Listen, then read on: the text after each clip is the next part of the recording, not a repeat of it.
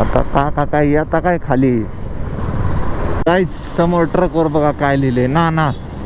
एक शायरी आठवली मला, तुम्हाला माहिती का नाही माहित नाही.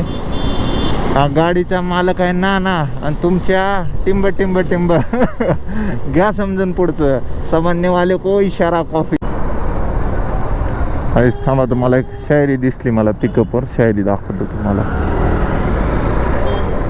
तो बघा शायरी, जो हमसे जले थोड़ा साइड से चले. वाह वाह वाह, बढिया आहे शायरी.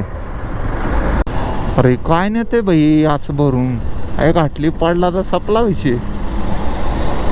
भयानक विषय आहे भाऊ.